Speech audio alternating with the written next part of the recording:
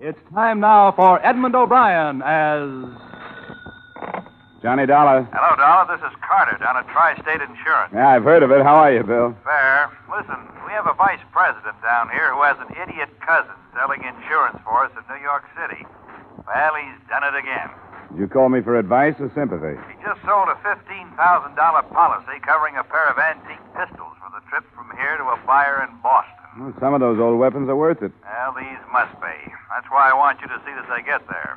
According to this Leonard Bonney, who brought the pistols this far from England, somebody tried twice to steal them. That we learned after he bought the policy. Will you take the job? Okay, Bill. And when can I talk to this Bonnie? He's at the doctor's, but he'll be back in my office in an hour. Doctor's? Yeah. The last time the thugs jumped him, they put a knife through his arm.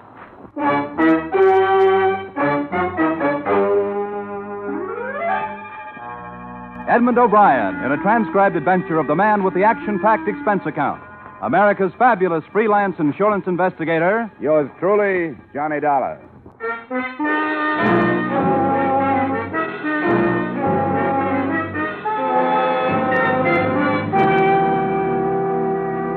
Expense account submitted by Special Investigator Johnny Dollar to Home Office Tri-State Insurance Company, Hartford, Connecticut. Attention, William Carter. The following is an accounting of my expenditures during assignment on the Queen Anne pistol matter.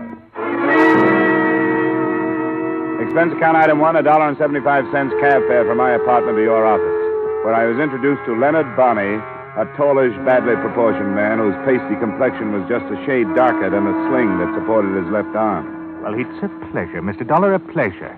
Thanks. You've had a pretty rough go of it. That's right. And it's the truth that I'm glad to see somebody else taking the responsibility. You might tell Mr. Dollar about these attacks on you. Oh, yeah, I'd be happy to, Mr. Carter. The first time was in Liverpool before I boarded ship to come across. They came out from between two buildings near the wharf, 3 of them. They handed me a whack on the bean, and that's the truth. And before they could lay another hand on me, I raced off. Did you have the pistols with you? Oh, no. And I didn't have them in New York when another gang attacked me. They almost killed me with that knife. The pistols are here, Dollar. Would you like to see them? Yeah, I would. Here, I'll open the case. The box he opened was leather-bound and satin-lined. 2 pistols nestled in it, graceful flintlocks with 10-inch forged barrels, upon which were engraved a coronet and a name so faint that I couldn't make it out. They're from the 18th century. They're worth £10,000 as a collector's item. Where do they go? Oh, to an antique gun shop at 272 Medford Street in Boston. The proprietor's name is Arthur Worthing. He's a British chap. He wears spectacles. You'll recognize him. Will you be coming with me? Me? I don't think no. I've had enough. I'll stay here and wait word from Mr. Carter that the pistols have got there safe. Oh, no. I've had enough.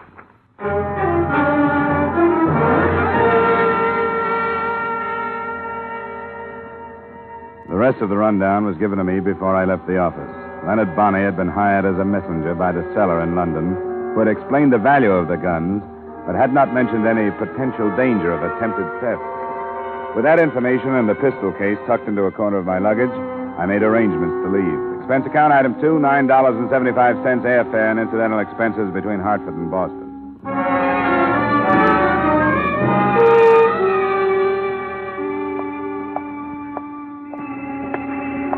The address on Medford Street that Bonney had given to me was on the fringe of the retail district.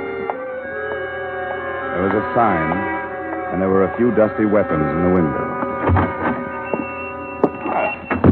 Good day, sir. Hello, you Arthur Worthing? Yes, I am. My name's Dollar. I've been hired by the Tri-State... Mr. Bonney telegraphed me to expect you. The package, sir. I see you have the package. Yeah, I have it. This is a day I have long anticipated, sir. There. 2 masterpieces from the shop of James Freeman, Norwich, circa 1705.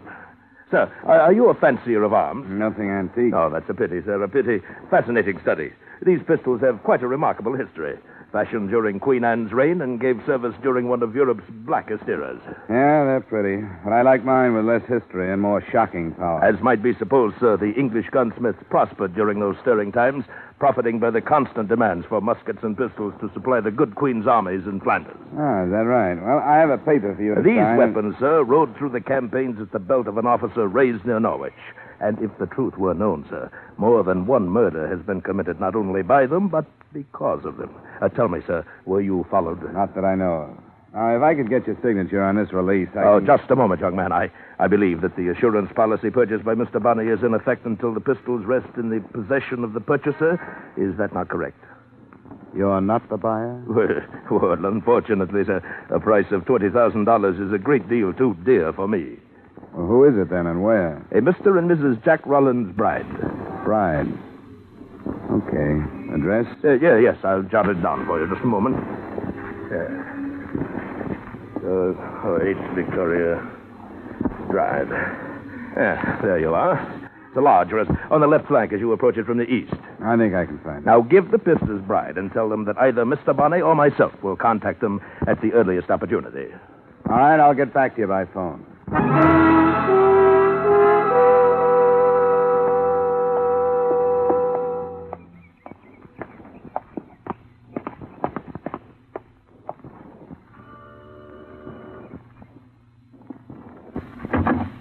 Good afternoon, sir. I have a package to deliver to either Mr. or Mrs. Bride. Are they at home? Yes, sir. I'll take it to them. Well, my instructions are to give it to them personally. Who is it, Dean? A gentleman with a parcel for you, madam. A parcel? My name is Dollar. Are you Mrs. Bride? Yes. Well, here are your pistols for Mr. Worthing. But come in. Mr. Worthing, I don't understand. Well, maybe your husband knows about it. Yes, perhaps that... Oh! Oh, no! Madam! What's the matter? You can't. You can't. What's the matter, Mrs. Bride? Estelle! Oh, heavens, Estelle, what's the trouble? Who is this man? What's it? Oh. Take Mrs. Bride to her room, Dean. No, Jack. I want to know. What does it mean, Jack? What does it mean? Be quiet, Estelle. I'll take care of this. Come along, Mrs. Bride. I'll help you to your room and get you a bromide. Now, what do you want? No, I don't want anything but your signature on this paper, acknowledging your receipt of the pistols described therein. You'll get no signature from me. Here, let me see that. Hey, watch it, will you? Leonard Bonney. He's here in America. That's what he said his name was. I brought the pistols from Hartford to a man named Arthur Worthing. He sent me to you. Who's Arthur Worthing? I took it that you knew one another. He's a dealer in antique weapons. Yes, of course. Get out of here. Take this fake form and take your pistols. Go back to your Mr. Worthing. Your bluff won't work. Now, listen, then. I don't believe that Bonney is here. I don't think he's still alive. Now, get out of here! I didn't bother to argue with him because, as far as I could see then, he was either terrified, crazy, or both. With the pistols, I took the shortest route back to Arthur Worthing's gun shop on Medford Street.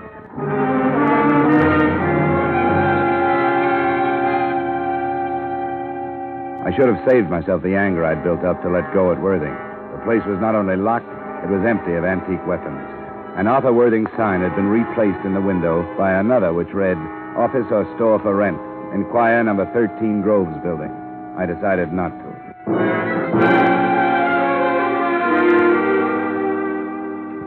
Expense account item 3, 70 cents day letter to Tri-State reporting my lack of progress. And expense account item 4, same as item 2, transportation back to Hartford.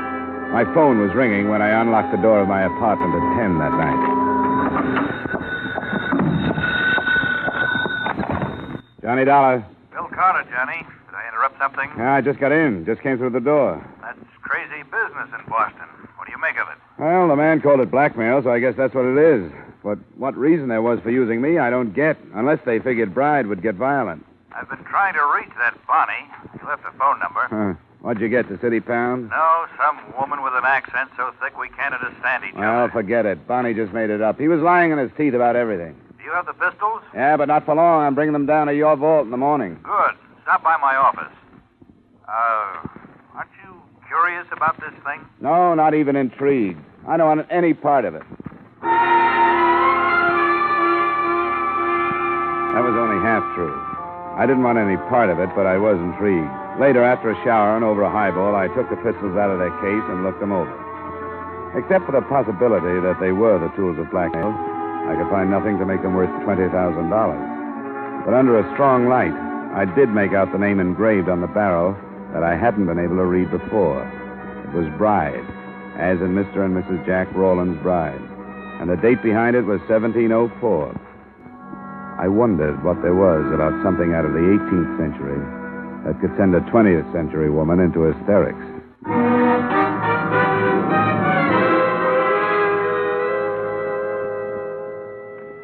The next day, I saw the pistols put under lock and key, started to work on another case, and tried to forget the whole thing. But I was reminded of it again by the caller who was waiting for me in the corridor outside my apartment that night, the bride's butler. I hope you'll pardon my intrusion, sir. You must know why I've come. Well, I can guess. I shan't take up much of your time. But if I could just talk to you. All right, we'll go inside. Oh, thank you, sir.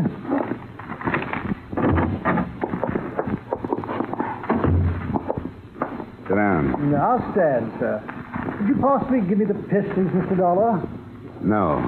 But why not, sir? Well, the main reason is I don't have them.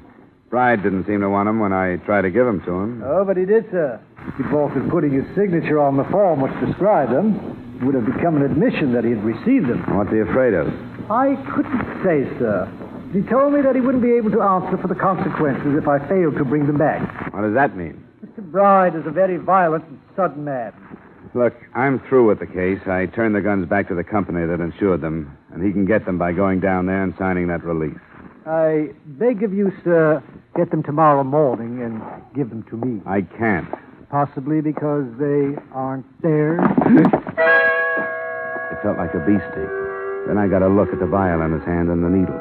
His expressionless face watching me became diffused and was streaked with flashes of red. I tried to reach for the face, but it swirled away and out of sight. I took one stumbling step after it. That was the best I could do.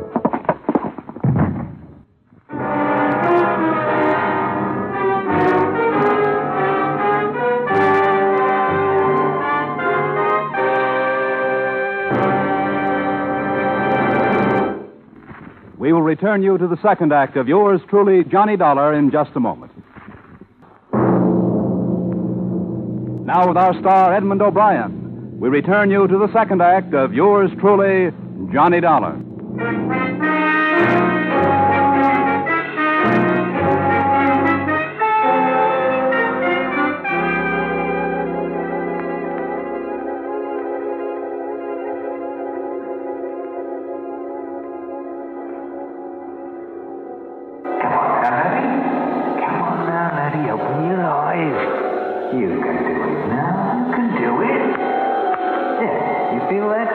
You can feel that all right, don't you? Come on now. You're all better now, aren't you? Now, hold on now. Don't slip away again. Wake up. There, that's better. I'm Mr. Bonnie. Remember me? Darling, none of that. You're all right. I'll put you on your bed. You're in your flat.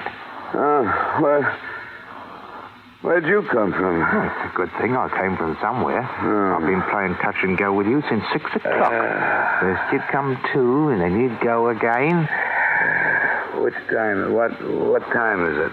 Past 9. Yeah, you drink some of this. I looked for some tea, but I couldn't find any. I'm not too handy at making coffee. Is that hot enough? Yeah. Oh, now, what happened to you? I don't know. Dope. He jabbed me in the arm. Who was he? Bride? Oh, come on, leave me alone, will you? Oh, no, you don't. I've had enough of this. You stay awake. Come on now.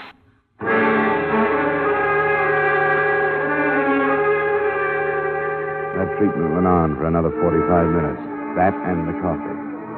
From the bed, I could see that my apartment had been torn to pieces.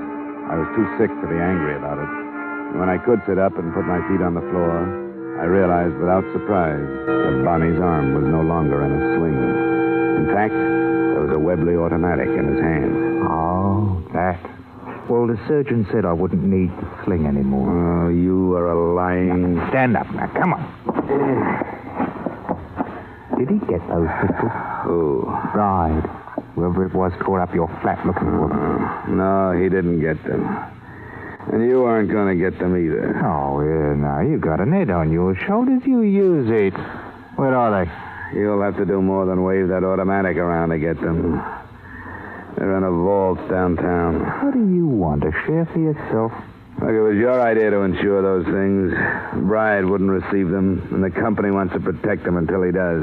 You must have known that. Why did you insure them? Well, it was Worthing's plan.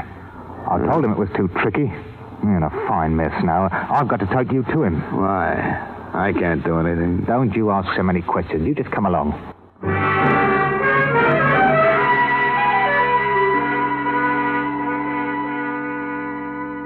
He gun-muzzled me out of my apartment and into a car. If I'd been in better shape, I might have been able to break away from him. But with my system still full of dope, I didn't have either the will or the energy for a try. I only half remember the trip, but the end of it was a shabby hotel within earshot of the harbor in Boston.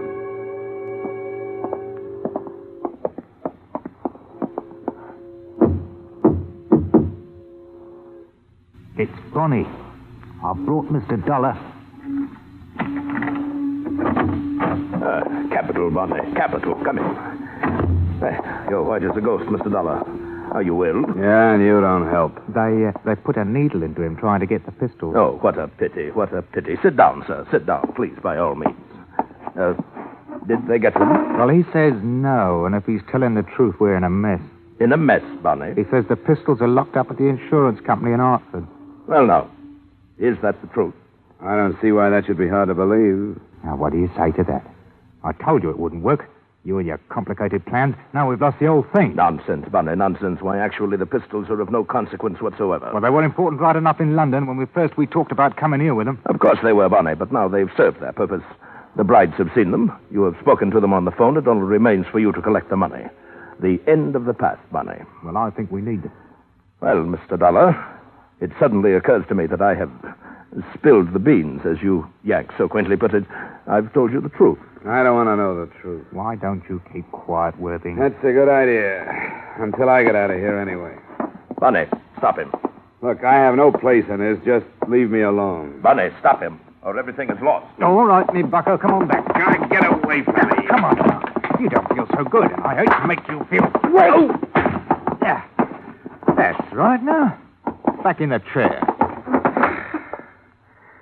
What do you want? You want me to know what's going on? I do. Blackmail. Yes, of the grossest sort, sir. We shall be handsomely paid by the brides to keep secret a 2-year-old murder of which they are guilty. I don't care. Why don't you keep quiet, Worthing? Well, Mr. Dollar? If you expect me to be surprised, I'll have to disappoint you. What else could it be? But why were you stupid enough to think that he'd sign that release? Yes, I shall have to admit that my sights were too high. But a signed admission... It was such a devilishly clever scheme, I was forced to have a try at it. And why keep me involved in it? Because you are a witness, so to speak. Now, be patient, sir. After being dragged into the lives of people I don't know and don't want to know, after being drugged and knocked around by your gunman? Enough of that. And now, Bonnie, the hour to strike has come. I will meet the brides. Here. Oh, by the way, let me have your Webley. Well, what about me? You, at the same time, will be at the bride residence waiting for them to return and make the initial payment of our $20,000. The contest is won, Bonnie. I hope you're right, Worthing. It's been a long one. Yes, it has. A splendid quest.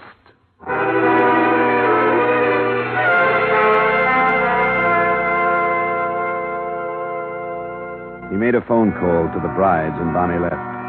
Worthing concentrated on the Webley automatic while we waited, and I concentrated on my head. By the time the brides arrived an hour later, I was almost able to stand without staggering. Well. Mr. and Mrs. Bride, late of Norwich. Our paths at last cross. Please come in. I am Arthur Worthing. You don't know me, but I assure you that you will. Oh, you remember Mr. Dollar? Yes. We should hardly forget him. Yeah, you're not alone there. I'm afraid I have most distressing news for you, Mr. and Mrs. Bride. I shall be unable to make deliveries since Mr. Dollar has gained possession of the pistols and steadfastly refuses to part with them. He is a veritable thorn in my side. Do you expect sympathy from us, Mr. Worthing? Well, indeed, I expect nothing of the sort. No more than your uncle, the Duke of Pembroke, would have expected from you had he known your true thoughts before you had him murdered. Are you lecturing, Worthing? You're planning to profit from the same death. Yes, quite a profitable death to everyone but the poor Duke. The estate fortune to the brides and to the others of us who nibble at the edges, a small share. Even you, Mr. Dollar, earned a penny or two. Cut this short, will you? It's a little too thick for me. Well, Mr. and Mrs. Bride, you both understand the terms that Leonard Barney and I have decided upon. We, in turn, agree to maintain complete silence in regard to your part in the murder of the Duke of Pembroke between 6 and 7 p.m., 8 October 1948, at which time, according to knowledge shared by us, a killer hired by yourselves did shoot said Duke to death. How can we be sure if, as you tell us, Dollar refuses to give up the pistols? Mr. Dollar? Leave me out of this. An unfortunate situation, but one of minor importance. The theft of the pistols has become, according to your plans, the generally accepted motive for the murder, in view of their extreme value, and since they did indeed disappear. But who? Who would correlate them to the true story? Oh, Jack, we could never be sure. Quiet, Estelle. My word will be kept. But Barney, I readily admit I do not know. The proof of your guilt lies with him, and he may decide that he needs more money one day. But the negotiation's at hand. The cost to you, $20,000. $5,000 to be paid tonight to Barney, who now awaits you at your residence. The rest within the next 7 days. Oh, I don't see how it's going to be possible. Oh, come now. Surely, rather than sacrifice the gracious life the Duke's fortune is affording you... I don't know. The time is so short. We'll manage it still. There must be a way. We have the 5,000. Barney will be waiting for you. Now Mr. Dollar has heard the story. What good is buying your silence when first he knows and then someone else knows and someone else... I can't... In heaven's name, Bride, do you want the police to descend upon us? Then we all would be lost. All but Leonard Barney. I'm going to the police. I want them to know. Stop it, Estelle. Take her now and go meet Barney. Come along, Estelle. We'll go home. Convince her, Bride, that there is no reason to fear Dollar's knowledge. I have my own plans for him. Worthing's success made him careless. Calling his orders to the bride, he was a quarter turn away from me. As soon as the door closed, I moved.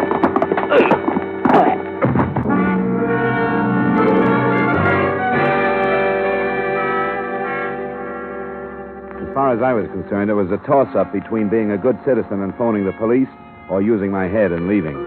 I decided on a compromise, an anonymous report. I leaned over him to double-check his name and started through his pockets. His inside coat pocket gave me a week-old receipt for the weapons with which he dressed up his phony gun shop. His wallet held some money, but no identification. I patted his side coat pockets. They were cluttered with the usual men's debris and nothing else. But I patted the empty pockets again, and down at the bottom of the right one, I felt a thin, rectangular object. It was inside the coat lining. I got my fingers into the seam and ripped. The object was a card set into a plate of transparent plastic. It said, Arthur T. Worthing, Inspector, C.I.D., Scotland Yard. Oh, the devil.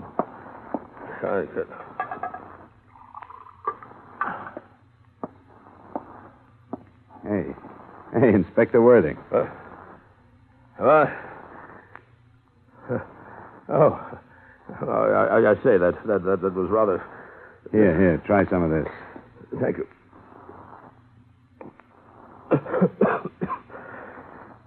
Well, I must say that you're an extraordinary ally, Mr. Dollar. It would help, you know, if your allies knew they were allies instead of pigeons. Do you want to try and get up? Not yet, I think. A vicious pummeling. But more about that later.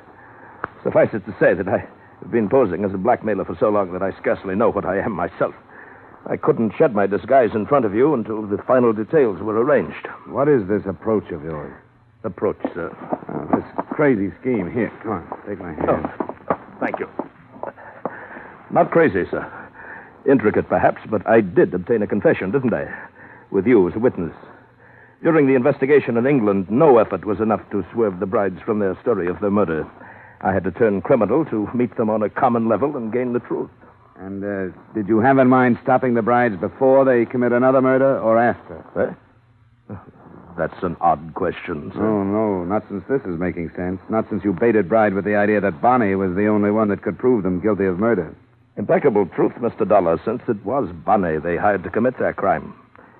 If the brides were apprehended at the scene immediately after they had murdered that miserable little cutthroat Leonard Bonnie, well, then, they'd be hard-pressed to find a valid reason for not confessing to the original murder of the Duke, would they not now? I think you softened the wife up to the point where she'd spill. Yes, by Jove, I believe you've hit the nail squarely on the head. We'll phone the police to go there. I think you hit the same nail on the head when you palled up with Bonnie and talked him into coming over here with blackmail in mind. Yes, you're right. This has been a personal matter. The Duke of Pembroke was my friend. As I said, nothing could be done in England, so here I am. Unofficially, of course. I suggest now that I phone the police, don't you?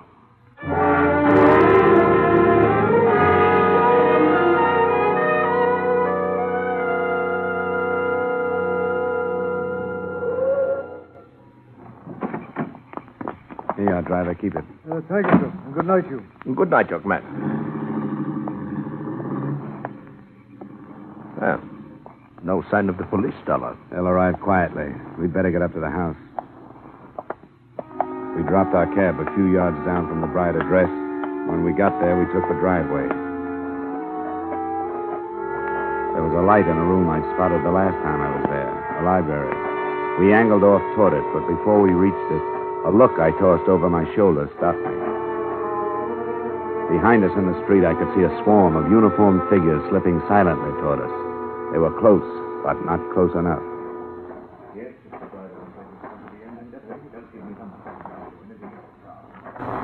Now, boys, don't do it. Look, I'll pick it up. I'll come back to England. You'll never be bothered by me. Talbot, take 3 men and cover the rear. All right, come on, you guys. Let's go this way.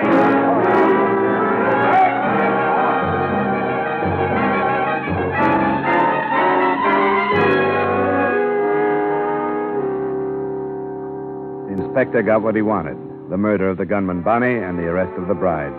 Justice is supposed to move in straight, formal lines. When that kind misfires, I guess it's cricket to go devious. He brought a victim as well as a motive clear across the Atlantic to set up the playoff scene. Expense account item 5, same as number 2, transportation back to Hartford. Item 6, miscellaneous. You'll have to admit I deserve something for what I went through. $150. Expense account total, $365.35. Yours truly, Johnny Dollar.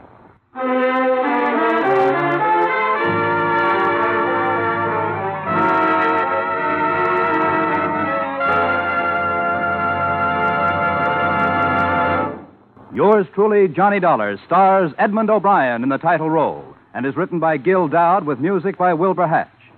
Featured in tonight's cast were Ben Wright, Bill Conrad, Dick Ryan, Jeanette Nolan, Dan O'Hurley, and Tyler McVeigh. Yours truly, Johnny Dollar, is transcribed in Hollywood by Jaime Del Valle. This is Bob Lamond inviting you to join us next week at this time when we will again bring you Edmund O'Brien as Yours truly, Johnny Dollar.